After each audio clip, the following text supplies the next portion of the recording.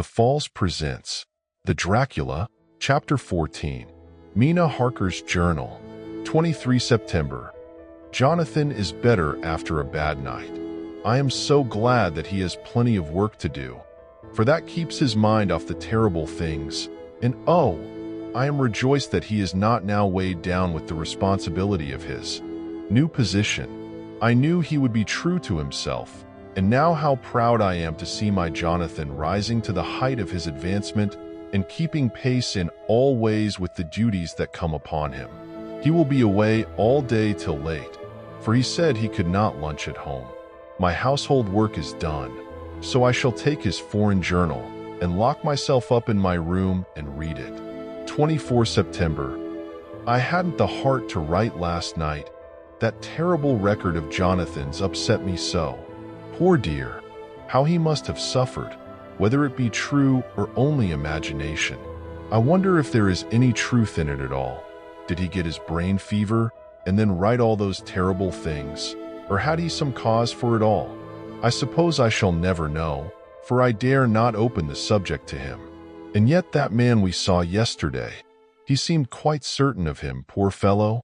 I suppose it was the funeral upset him and sent his mind back on some train of thought. He believes it all himself. I remember how on our wedding day he said, "Unless some solemn duty come upon me to go back to the bitter hours, asleep or awake, mad or sane." There seems to be through it all some thread of continuity. That fearful Count was coming to London.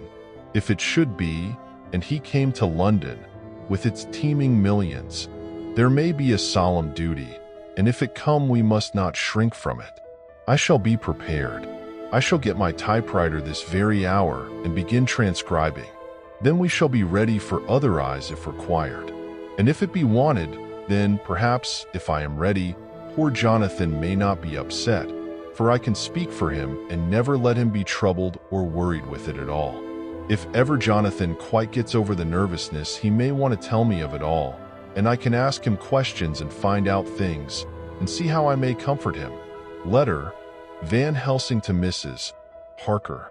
September 24th. Confidence. Dear Madam, I pray you to pardon my writing, in that I am so far friend, as that I sent to you sad news of Miss Lucy Westenra's death. By the kindness of Lord Godalming, I am empowered to read her letters and papers, for I am deeply concerned about certain matters vitally important. In them I find some letters from you, which show how great friends you were and how you love her. Oh, Madam Mina, by that love, I implore you, help me. It is for others' good that I ask, to redress great wrong, and to lift much and terrible troubles, that may be more great than you can know. May it be that I see you? You can trust me. I am friend of Dr. John Seward and of Lord Godalming, that was Arthur of Miss Lucy. I must keep it private for the present from all. I should come to Exeter to see you at once if you tell me I am privileged to come, and where and when. I implore your pardon, madam.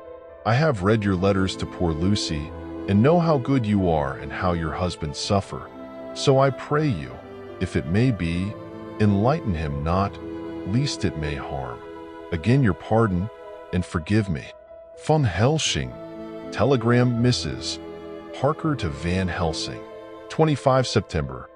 Come today by 10:15 train if you can catch it. Can see you anytime you call. Wilhelmina Harker. Mina Harker's Journal. 25 September. I cannot help feeling terribly excited as the time draws near for the visit of Dr. Van Helsing, for somehow I expect that it will throw some light upon Jonathan's sad experience, and as he attended poor dear Lucy in her last illness, he can tell me all about her. That is the reason of his coming. It is concerning Lucy and her sleepwalking, and not about Jonathan. Then I shall never know the real truth now. How silly I am. That awful journal gets hold of my imagination and tinges everything with something of its own color. Of course it is about Lucy. That habit came back to the poor dear, and that awful night on the cliff must have made her ill. I had almost forgotten in my own affairs how ill she was afterwards. She must have told him of her sleep. walking adventure on the cliff, and that I knew all about it. And now he wants me to tell him what I know, so that he may understand. I hope I did right in not saying anything of it to Mrs. Westenra. I should never forgive myself if any act of mine, were it even a negative one, brought harm on poor dear Lucy. I hope, too, Dr. Van Helsing will not blame me. I have had so much trouble and anxiety of late that I feel I cannot bear more just at present. I suppose a cry does us all good at times, clears the air as other rain does. Perhaps it was reading the journal yesterday that upset me, and then Jonathan went away this morning to stay away from me a whole day and night. The first time we have been parted since our marriage. I do hope the dear fellow will take care of himself, and that nothing will occur to upset him. It is 2 o'clock, and the doctor will be here soon now. I shall say nothing of Jonathan's journal unless he asks me. I am so glad I have typewritten out my own journal, so that, in case he asks about Lucy, I can hand it to him. It will save much questioning. Later, he has come and gone. Oh, what a strange meeting, and how it all makes my head whirl round. I feel like one in a dream. Can it be all possible, or even a part of it? If I had not read Jonathan's journal first, I should never have accepted even a possibility. Poor, dear Jonathan, how he must have suffered. Please the good God, all this may not upset him again. I shall try to save him from it. But it may be even a consolation and a help to him, terrible though it be and awful in its consequences, to know for certain that his eyes and ears and brain did not deceive him, and that it is all true. It may be that it is the doubt which haunts him, that when the doubt is removed, no matter which, waking or dreaming, may prove the truth, he will be more satisfied and better able to bear the shock. Dr. Van Helsing must be a good man as well as a clever one if he is Arthur's friend and Dr. Seward's, and if they brought him all the way from Holland to look after Lucy. I feel from having seen him that he is good and kind and of a noble nature. When he comes tomorrow, I shall ask him about Jonathan. And then, please God, all this sorrow and anxiety may lead to a good end. I used to think I would like to practice interviewing. Jonathan's friend on the Exeter News told him that memory is everything in such work, that you must be able to put down exactly almost every word spoken, even if you had to refine some of it afterwards. Here was a rare interview. I shall try to record it verbatim. It was 2:30 when the knock came. I took my courage a deux mains and waited. In a few minutes Mary opened the door and announced Dr. Van Helsing. I rose and bowed, and he came towards me, a man of medium weight, strongly built, with his shoulders set back over a broad, deep chest and a neck well balanced on the trunk as the head is on the neck. The poise of the head strikes me at once as indicative of thought and power.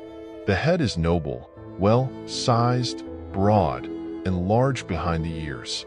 The face, clean-shaven, shows a hard, square chin, a large, resolute, mobile mouth, a good-sized nose, rather straight, but with quick, sensitive nostrils that seem to broaden as the big, bushy brows come down and the mouth tightens.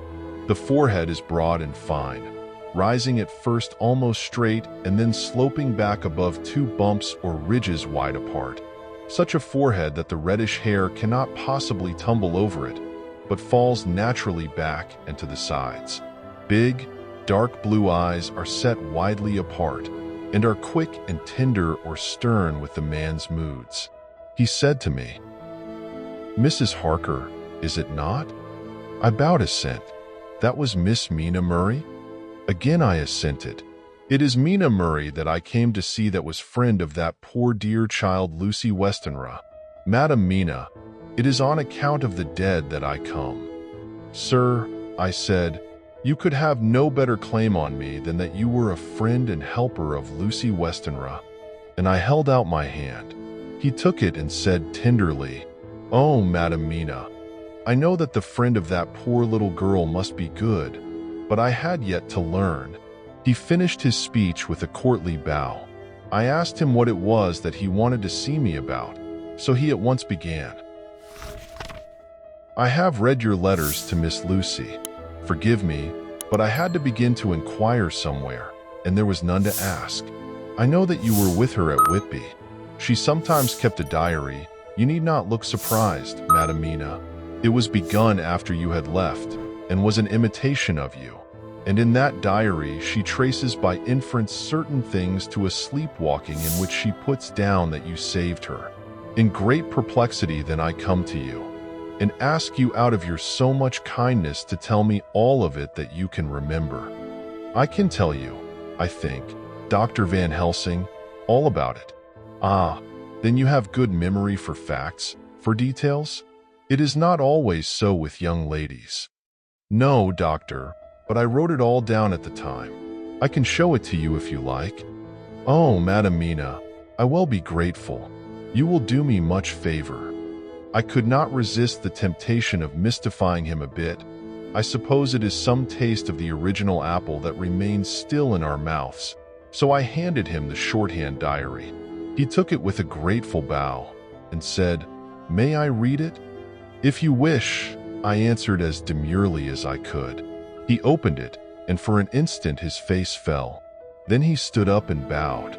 "Oh, you so clever woman," he said. I knew long that Mr. Jonathan was a man of much thankfulness, but see, his wife have all the good things. And will you not so much honor me, and so help me as to read it for me? Alas, I know not the shorthand. By this time my little joke was over, and I was almost ashamed. So I took the typewritten copy from my work basket and handed it to him. "Forgive me," I said. "I could not help it, but I had been thinking that it was of dear Lucy that you wished to ask, and so that you might not have time to wait, not on my account, but because I know your time must be precious, I have written it out on the typewriter for you." He took it and his eyes glistened. "You are so good," he said. "And may I read it now? I may want to ask you some things when I have read." "By all means," I said, "read it over whilst I order lunch, and then you can ask me questions whilst we eat." He bowed and settled himself in a chair with his back to the light, and became so absorbed in the papers, whilst I went to see after lunch chiefly in order that he might not be disturbed.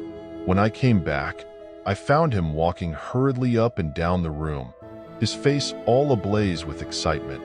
He rushed up to me and took me by both hands. "Oh, Madam Mina," he said, "how can I say what I owe to you? This paper is a sunshine. It opens the gate to me. I am dazed, I am dazzled, with so much light, and yet clouds roll in behind the light every time. But that you do not, cannot comprehend. Oh, but I am grateful to you, you so clever woman. Madam," he said this very solemnly, "if ever Abraham Van Helsing can do anything for you or yours, I trust you will let me know. It will be pleasure and delight if I may serve you as a friend, But all I have ever learned, all I can ever do, shall be for you and those you love. There are darknesses in life, and there are lights. You are one of the lights. You will have a happy life and a good life, and your husband will be blessed in you. But, doctor, you praise me too much, and you do not know me. Not know you, I, who am old, and who have studied all my life men and women, I who have made my specialty the brain and all that belongs to him and all that follow from him. And I have read your diary that you have so goodly written for me, and which breathes out truth in every line. I, who have read your so sweet letter to poor Lucy of your marriage and your trust, not know you. Oh, Madam Mina, good women tell all their lives, and by day and by hour and by minute, such things that angels can read. And we men who wish to know have in us something of angels' eyes. Your husband is noble nature, and you are noble too, for you trust, and trust cannot be where there is mean nature. And your husband, tell me of him. Is he quite well? Is all that fever gone? And is he strong and hearty? I saw here an opening to ask him about Jonathan, so I said he was almost recovered, but he has been greatly upset by Mr. Hawkins' death. He interrupted, "Oh, Yes. I know. I know. I have read your last 2 letters. I went on.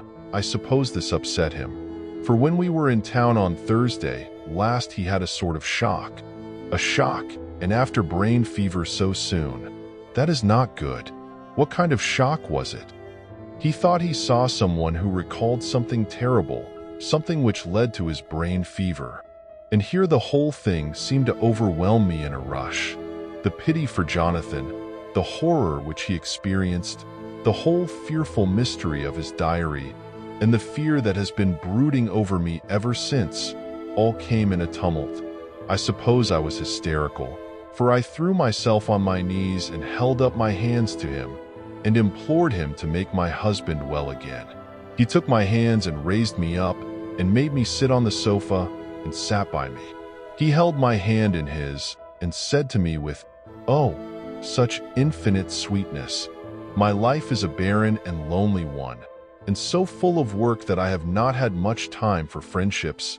But since I have been summoned to here by my friend John Seward, I have known so many good people and seen such nobility that I feel more than ever, and it has grown with my advancing years, the loneliness of my life. Believe me, then, that I come here full of respect for you, and you have given me hope, not in what I am seeking of, but that there are good women still left to make life happy, good women, whose lives and whose truths may make good lesson for the children that are to be. I am glad that I may here be of some use to you. For if your husband suffer, he suffer within the range of my study and experience. I promise you that I will gladly do all for him that I can, all to make his life strong and manly, and your life a happy one. Now you must eat. You are overwrought and perhaps anxious. Husband Jonathan would not like to see you so pale, and what he like not where he love is not to his good. Therefore for his sake you must eat and smile. You have told me about Lucy, and so now we shall not speak of it, lest it distress. I shall stay in Exeter tonight, for I want to think much over what you have told me, and when I have thought I will ask you questions, if I may. And then, too, you will tell me of husband Jonathan's trouble so far as you can, but not yet. You must eat now. Afterwards you shall tell me all. After lunch, when we went back to the drawing room, he said to me, and now tell me all about him. When it came to speaking to this great learned man, I began to fear that he would think me a weak fool, and Jonathan a madman. That journal is all so strange, and I hesitated to go on. But he was so sweet and kind, and he had promised to help, and I trusted him. So I said, Dr. Van Helsing, what I have to tell you is so queer that you must not laugh at me or at my husband.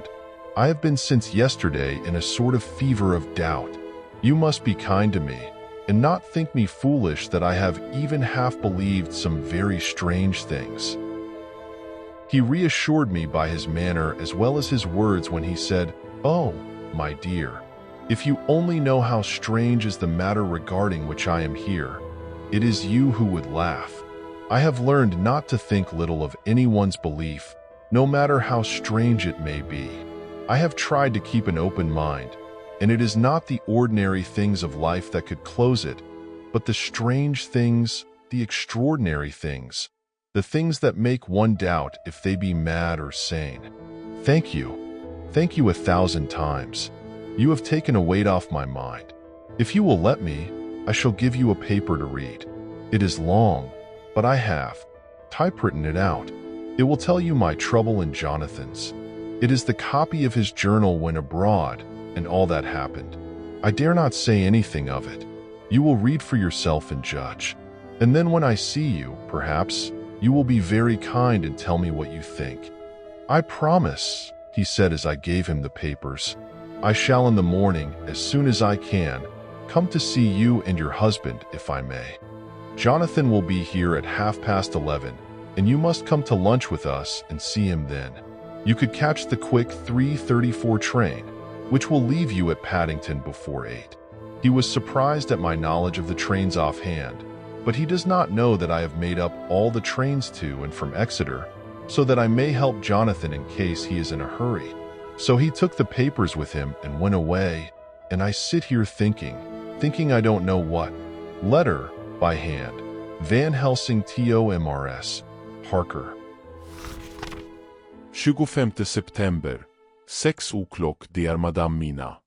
I have read your husband's so wonderful diary. You may sleep without doubt. Strange and terrible as it is true. I will pledge my life on it. It may be worse for others, but for him and you there is no dread.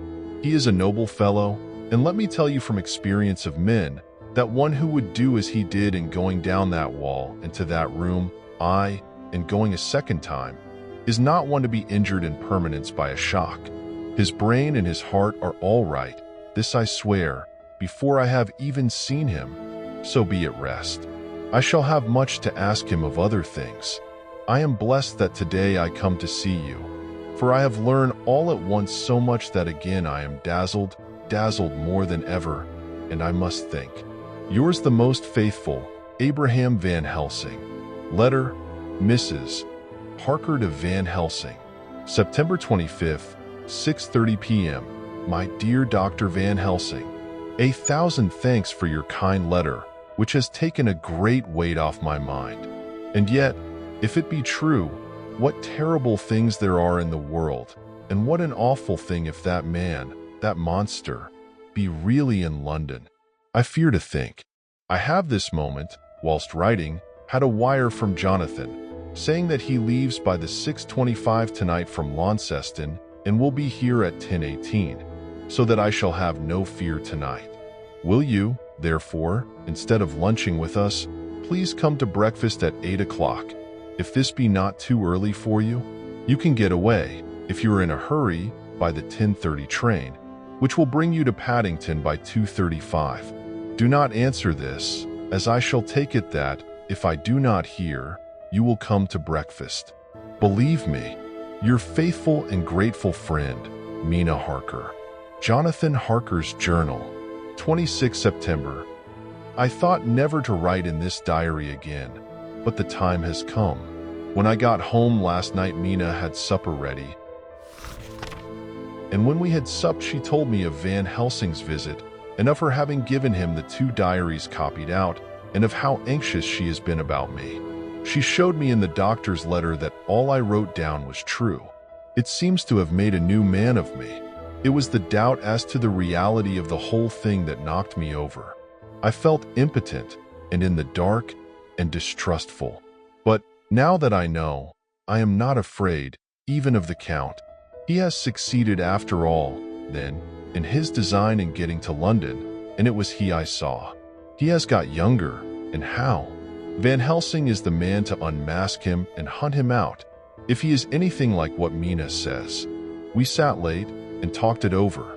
Mina is dressing, and I shall call at the hotel in a few minutes and bring him over. He was, I think, surprised to see me. When I came into the room where he was and introduced myself, he took me by the shoulder and turned my face round to the light and said, after a sharp scrutiny, "But Madame Mina told me you were ill, that you had had a shock." It was so funny to hear my wife called Madame Mina by this kindly, strong-faced old man. I smiled and said, "I was ill. I have had a shock, but you have cured me already." "And how?" "By your letter to Mina last night. I was in doubt, and then everything took a hue of unreality, and I did not know what to trust, even the evidence of my own senses. Not knowing what to trust, I did not know what to do, and so had only to keep on working in what had hitherto been the groove of my life. The groove ceased to avail me, and I mistrusted myself. Doctor, you don't know what it is to doubt everything, even yourself. No, you don't. You couldn't with eyebrows like yours." He seemed pleased and laughed as he said, "So, you are a physiognomist. I learn more here with each hour. I am with so much pleasure coming to you to breakfast and, oh, sir, you will pardon praise from an old man, but you are blessed in your wife." I would listen to him go on praising Mina for a day. so I simply nodded and stood silent. She is one of God's women, fashioned by his own hand to show us men and other women that there is a heaven where we can enter, and that its light can be here on earth. So true, so sweet, so noble, so little an egoist, and that, let me tell you, is much in this age, so skeptical and selfish. And you, sir, I have read all the letters to poor Miss Lucy, and some of them speak of you. So I know you since some days from the knowing of others, but I have seen your true self since last night. You will give me your hand, will you not? And let us be friends for all our lives. We shook hands, and he was so earnest and so kind that it made me quite choky. And now, he said, may I ask you for some more help? I have a great task to do, and at the beginning it is to know. You can help me here. Can you tell me what went before you're going to Transylvania? Later on I may ask more help, and of a different kind, but at first this will do. Look here, sir, I said, does what you have to do concern the Count? It does, he said solemnly. Then I am with you heart and soul. As you go by the 10:30 train, you will not have time to read them, but I shall get the bundle of papers. You can take them with you and read them in the train. After breakfast I saw him to the station. When we were parting he said, perhaps you will come to town if I send for you, and take Madam Mina too. We shall both come when you will, I said. I had got him the morning papers and the London papers of the previous night, and while we were talking at the carriage window, waiting for the train to start, he was turning them over. His eyes suddenly seemed to catch something in one of them, the Westminster Gazette. I knew it by the color, and he grew quite white. He read something intently, groaning to himself, Mein Gott! Mein Gott! So soon, so soon. I do not think he remembered me at the moment. Just then the whistle blew, and the train moved off. This recalled him to himself, and he leaned out of the window and waved his hand, calling out, Love to Madam Mina. I shall write so soon as ever I can. Dr. Seward's Diary, 26 September. Truly there is no such thing as finality. Not a week since I said finus, and yet here I am starting fresh again, or rather going on with the record. Until this afternoon I had no cause to think of what is done. Renfield had become, to all intents, as sane as he ever was. He was already well ahead with his fly business, and he had just started in the spider line also, so he had not been of any trouble to me.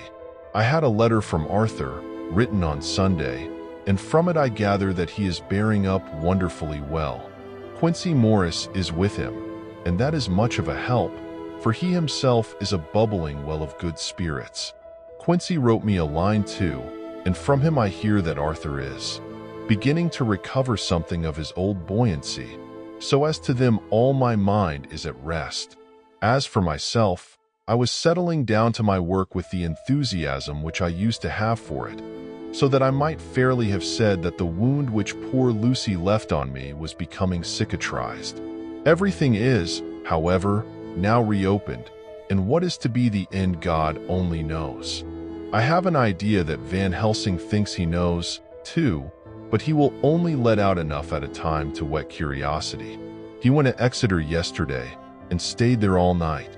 Today he came back and almost bounded into the room at about 5:30 o'clock and thrust last night's Westminster Gazette into my hand. What do you think of that? He asked as he stood back and folded his arms. I looked over the paper, for I really did not know what he meant, but he took it from me and pointed out a paragraph about children being decoyed away at Hampstead. It did not convey much to me, until I reached a passage where it described small puncture wounds on their throats. An idea struck me, and I looked up. Well, he said, it is like poor Lucy's. And what do you make of it?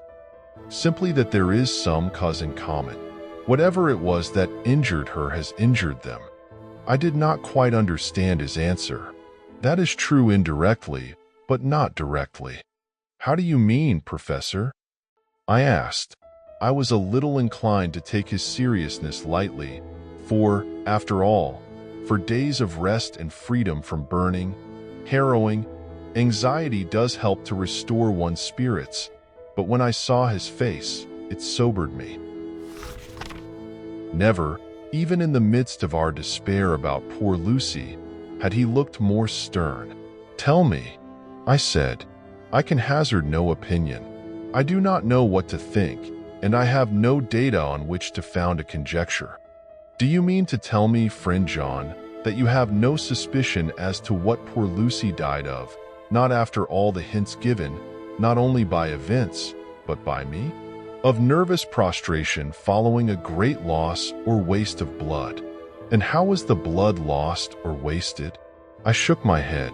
He stepped over and sat down beside me and went on, "You are a clever man, friend John. You reason well, and your wit is bold, but you are too prejudiced. You do not let your eyes see nor your ears hear, and that which is outside your daily life is not of account to you. Do you not think that there are things which you cannot understand, and yet which are, that some people see things that others cannot? But there are things old and new which must not be contemplated by men's eyes, because they know, or think they know, some things which other men have told them. Ah, it is the fault of our science that it wants to explain all, and if it explain not, then it says there is nothing to explain. But yet we see around us every day the growth of new beliefs, which think themselves new, and which are yet but the old, which pretend to be young, like the fine ladies at the opera. I suppose now you do not believe in corporeal transference. No, Nor in materialization. no, Nor in astral bodies. no, Nor in the reading of thought. no. Nor in hypnotism. Yes, I said.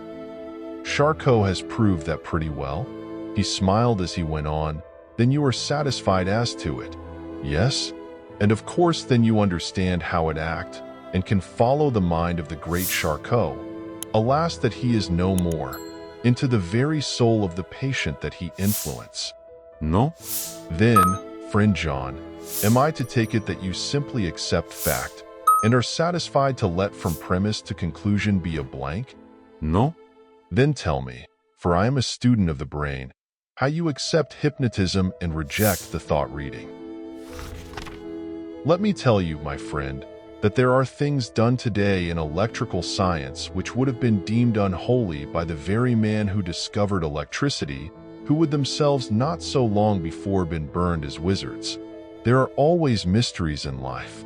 Why was it that Methuselah lived 900 years and old Parr 169, and yet that poor Lucy, with 4 men's blood in her poor veins, could not live even one day? For, had she lived one more day, we could save her. Do you know all the mystery of life and death? Do you know the altogether of comparative anatomy, and can say wherefore the qualities of brutes are in some men, and not in others? Can you tell me why, when other spiders die small and soon, that one great spider lived for centuries in the tower of the old Spanish church and grew, till, on descending, he could drink the oil of all the church lamps? Can you tell me why in the Pampas, aye, and elsewhere, there are bats that come out at night and open the veins of cattle and horses and suck dry their veins? How in some islands of the western seas there are bats which hang on the trees all day, and those who have seen describe as like giant nuts or pods, and that when the sailors sleep on the deck, because that it is hot, flit down on them and then in the morning are found dead men, white as even Miss Lucy was? Good God, Professor, I said, starting up. Do you mean to tell me that Lucy was bitten by such a bat, and that such a thing is here in London in the 19th century? He waved his hand for silence and went on. Can you tell me why the tortoise lives more long than generations of men? Why the elephant goes on till he have seized dynasties, and why the parrot never die only of bite of cat of dog or other complaint? Can you tell me why men believe in all ages and places that there are men and women who cannot die? We all know, because science has vouched for the fact, that there have been toads shut up in rocks for thousands of years, shut in one so small hole that only hold him since the youth of the world. Can you tell me how the Indian fakir can make himself to die and have been buried, and his grave sealed and corn sowed on it, and the corn reaped and be cut and sown and reaped and cut again, and then men come and take away the unbroken seal, and that there lie the Indian fakir, not dead, but that rise up and walk amongst them as before? Here I interrupted him. I was getting bewildered. He so crowded on my mind his list of nature's eccentricities and possible impossibilities that my imagination was getting fired. I had a dim idea that he was teaching me some lesson, as long ago he used to do in his study at Amsterdam, but he used them to tell me the thing, so that I could have the object of thought in mind all the time. But now I was without his help, yet I wanted to follow him, so I said, "Professor, let me be your pet student again. Tell me the thesis, so that I may apply your knowledge as you go on. At present I am going in my mind from point to point as a madman, and not a sane one, follows an idea. I feel like a novice lumbering through a bog in a midst, jumping from one tussock to another in the mere blind effort to move on without knowing where I am going." "That is a good image," he said. "Well, I shall tell you. My thesis is this: I want you to believe." To believe what? To believe in things that you cannot. Let me illustrate.